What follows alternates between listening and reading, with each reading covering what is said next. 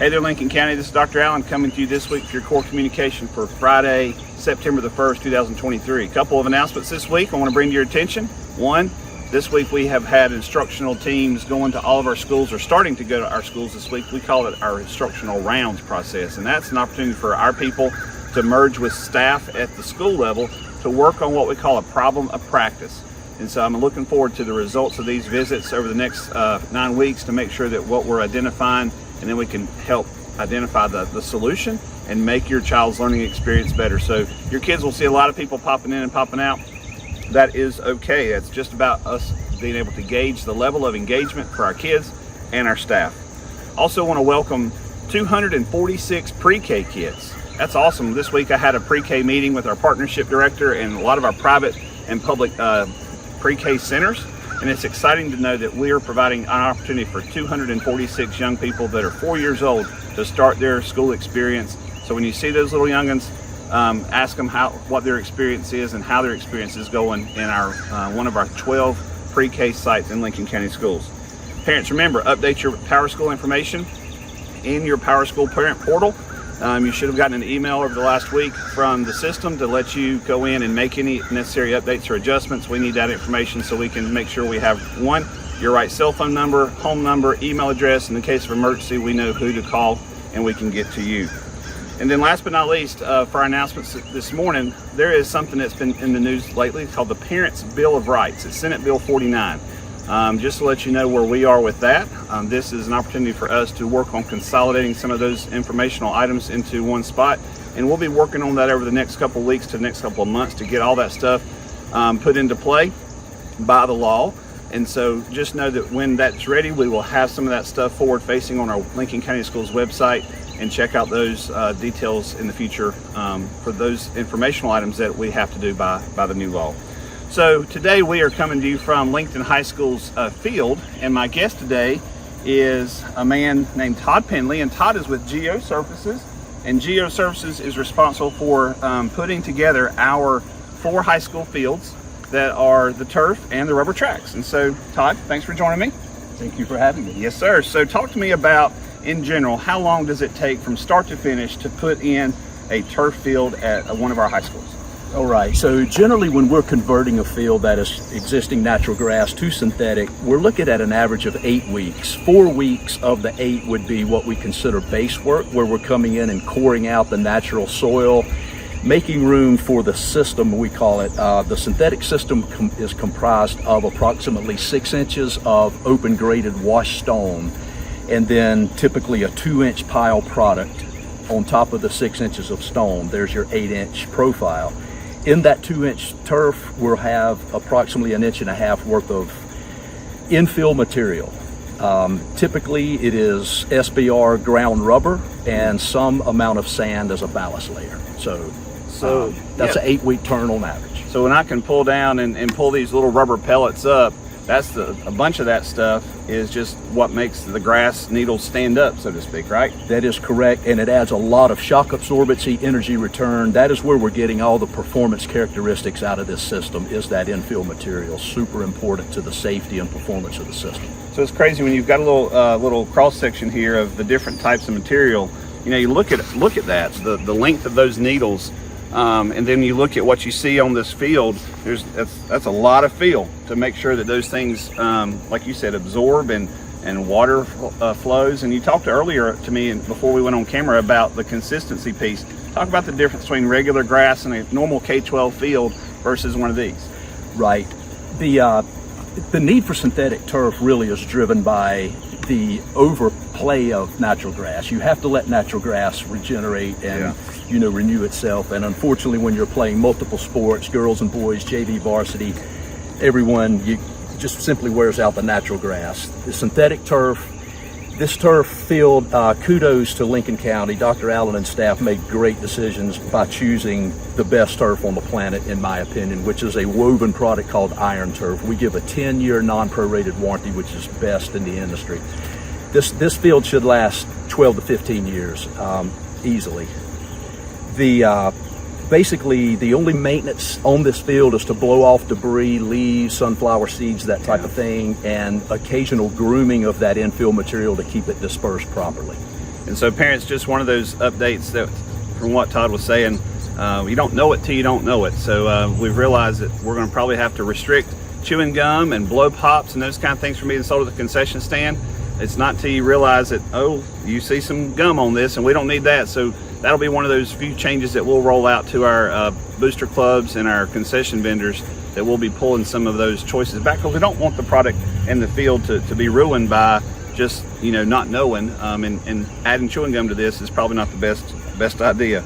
Todd, talk to me about injury rates compared to regular grass versus turf. There's a lot of rumors out there that kids get more hurt or whatever, but what's your study show? Right. You can do a lot of research yourself, Google a lot of results, and you'll find that it is pretty much the same injury rates on quality natural grass and quality synthetic.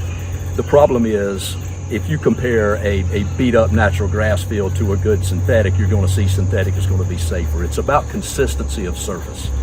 So most people will agree that a synthetic turf field such as this quality is going to be safer than natural grass. The manufacturer, which we are the manufacturer as well as the construction company, we go through a lot of research and development to make sure that we get the perfect infill mix ratio of sand and rubber, so that we get the perfect amount or equalization of shock absorbency, energy return, rotational resistance, all of these biomechanics that equate into performance and safety to the athlete.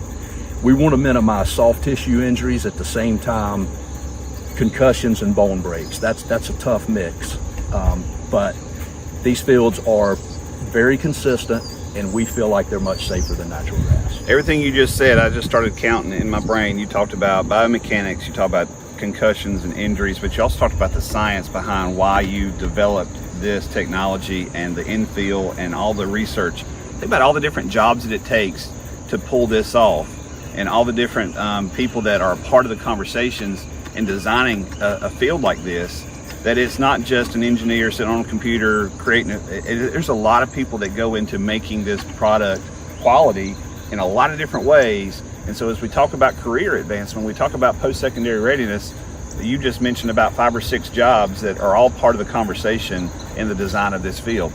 Cool stuff. So, you know, you like biology, you like biomechanics, you like being an athlete, but you're smart and you want to be an engineer too.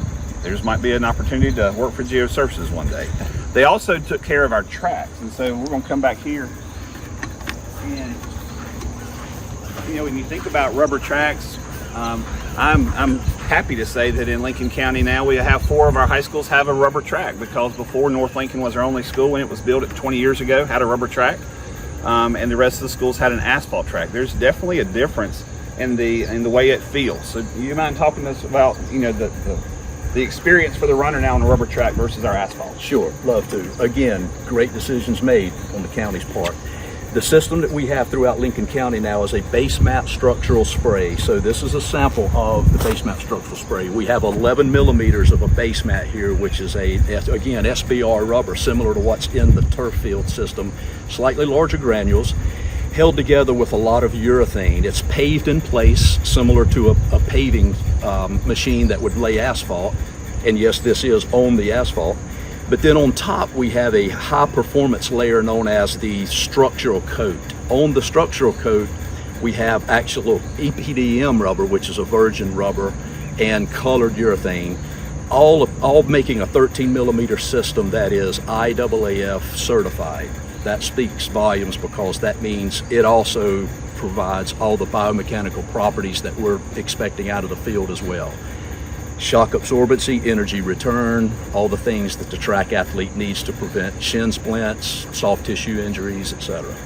The nerd in me really likes what you just said, because again, it's scientific, it's hands-on, it's actionable, and it provides opportunities for our kids to be a better performer. And so I appreciate the people who went into the design of this. I appreciate Jason Sane and the North Carolina General Assembly for approving the special funding for our county to have the funding to afford this for us, because locally we would have never been able to afford doing these projects on our local funds. So I appreciate the work that went behind the General Assembly to provide the funding for Lincoln County Schools. Todd, appreciate your coming and informing us on the science and the beauty and how it makes our 4 high school campuses really pop.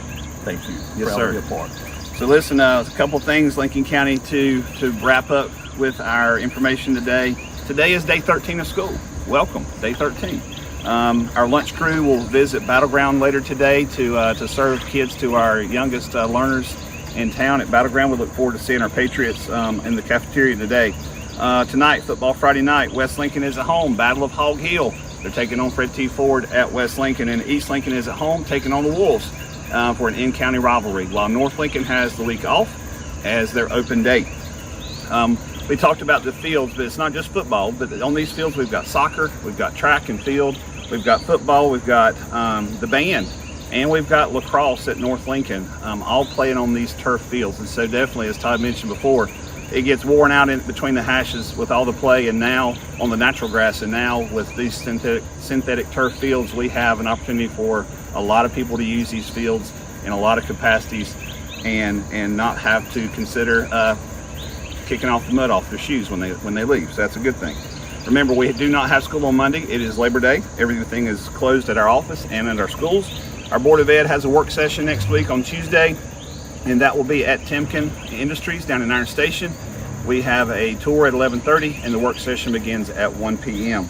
And then last but not least, our marching band has a marching band preview here at Lincoln. You'll be able to see the stadium, see the turf, see the track, see all the beauty of this stadium here in Lincoln. It'll be September the 23rd.